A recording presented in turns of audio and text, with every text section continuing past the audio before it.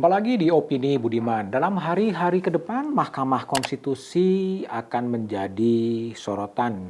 Putusan 9 hakim konstitusi yang diberikan atribusi sebagai negarawan yang menguasai konstitusi akan bisa mengubah konstelasi politik. Publik tentunya menunggu apa yang akan diputuskan oleh 9 hakim konstitusi pada Senin 16 Oktober 2023. MK didesain sebagai the guardian of constitution.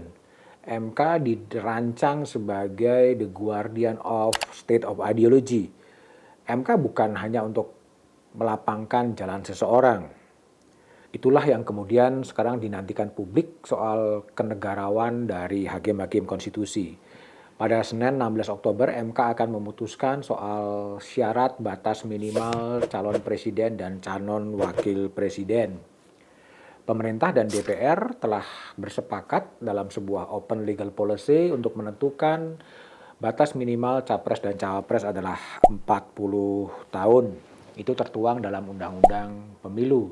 Tapi fakta politiknya ada permintaan uji materi dari Partai Solidaritas Indonesia dan sejumlah pemohon lain yang meminta agar batas minimal dari calon presiden dan calon wakil presiden diturunkan dari 40 ke 35. Ada juga yang menginginkan kalaulah tetap 40, tapi calon presiden atau calon wakil presiden itu disebut sebagai pernah berpengalaman sebagai kepala daerah. Tapi faktanya juga ada kelompok lain yang meminta agar ada batas maksimal dari usia, tidak boleh lebih dari 70 tahun. Memang ada spekulasi yang beredar cukup luas. MK akan mengambil klausul pernah berpengalaman sebagai kepala daerah. Kalau itu terjadi memang peluang bagi putra Presiden Jokowi, Gibran Rakabuming Raka untuk maju dalam kontestasi pemilu presiden menjadi terbuka, akan berpasangan dengan Prabowo Subianto. Berbagai upaya-upaya penggalangan sudah dilakukan.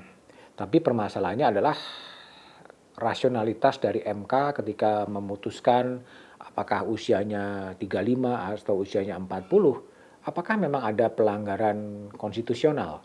Kalaulah ada usia 40, apakah usia 40 ini bermasalah secara konstitusional atau sehingga harus diturunkan pada 35 tahun? Dan kenapa 35 bukan 38? Itu adalah perdebatan yang tidak akan kunjung berakhir. Seorang ahli psikologi menyebutkan 35 dan 40 dari sisi maturity adalah nggak jauh berbeda. Ya, begitu juga dengan penambahan klausul berpengalaman sebagai kepala daerah. Orang juga bisa men-challenge kenapa harus muncul klausul soal berpengalaman sebagai kepala daerah. Mengapa tidak berpengalaman sebagai komandan Korem, sebagai Kapolda, sebagai Kapolri? Kenapa harus dispesifikkan karena seperti itu? Itu akan memicu argumentasi balik. Memang sekarang ini ada kritik keras kepada Mahkamah Konstitusi, lembaga yang pernah disegani pada era-era reformasi, itu kemudian diplesetkan menjadi mahkamah keluarga. Itu tentunya sarkas atau sinisme yang seharusnya tidak perlu terjadi. Tapi fakta politiknya juga bisa mengamini karena Ketua Mahkamah Konstitusi Anwar Usman adalah adik ipar dari Presiden Jokowi, dan kemudian gugatan uji materi itu akan berkaitan juga dengan nasib keponakannya kalau betul Gibran akan maju. Kritik itu datang dari Ketua Dewan Nasional Setara Institut yang bersuara keras bahwa sedang terjadi sebetulnya political battle di Mahkamah Konstitusi. Semua kekuatan-kekuatan politik sekarang sedang bertarung di Mahkamah Konstitusi untuk menentukan dan memformulasikan bagaimana kemudian putusan Mahkamah Konstitusi yang ditunggu pada Senin 16 Oktober atau 3 hari menjelang hari pertama pendaftaran bakal calon presiden. Dan Hendardi dalam rilisnya menyebutkan ada operasi-operasi politik itu dan berharap agar Mahkamah Konstitusi, hakim-hakim konstitusi betul-betul bisa menjaga netralitasnya, menjaga independensinya, menjaga pilarnya sebagai penjaga konstitusi dan tidak mengabulkan hanya semata-mata untuk kekuasaan. Jika MK kemudian memang mengabulkan permohonan itu, ya pertanyaan kemudian menjadi ada inkonsistensi di MK dalam memutuskan putusan, dan integritas dari hakim-hakim itu bisa menjadi soal. Semangat kebatinan MK itu ada di konstitusi yang menyebutkan adalah Mahkamah Konstitusi berwenang mengadili pada tingkat pertama dan terakhir yang putusannya bersifat final untuk menguji undang-undang terhadap undang-undang dasar. Selain ada kewenangan-kewenangan lain, artinya kewenangan MK itu limitatif, ya tidak bisa membuat norma-norma sendiri, misalnya menambahkan klausul berpengalaman sebagai kepala daerah dan lain sebagainya.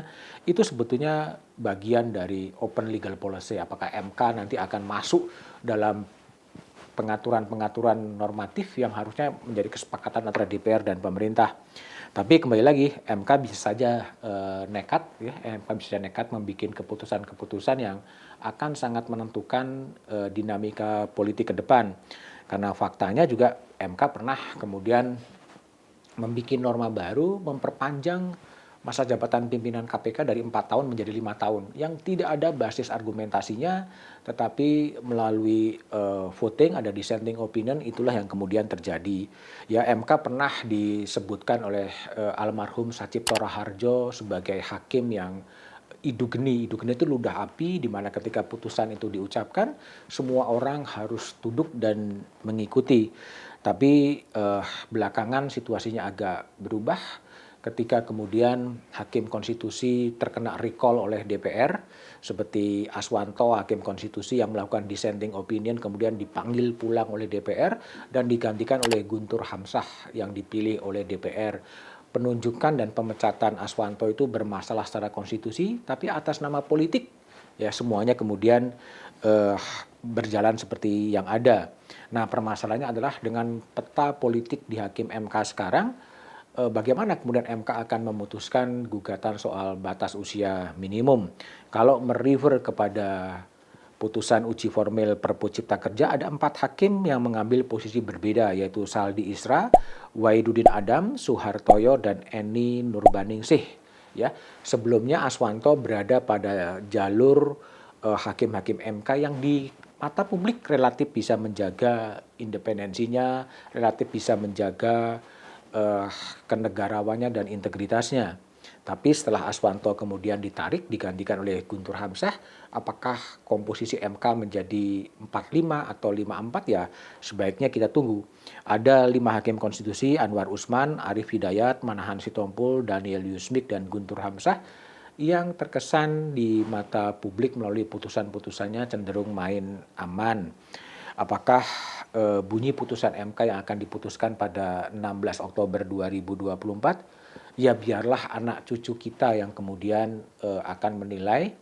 Tapi yang menjadi pertanyaan, apakah kemudian Presiden Jokowi akan betul-betul mengabulkan dan merestui Gibran akan menjadi calon wakil presiden?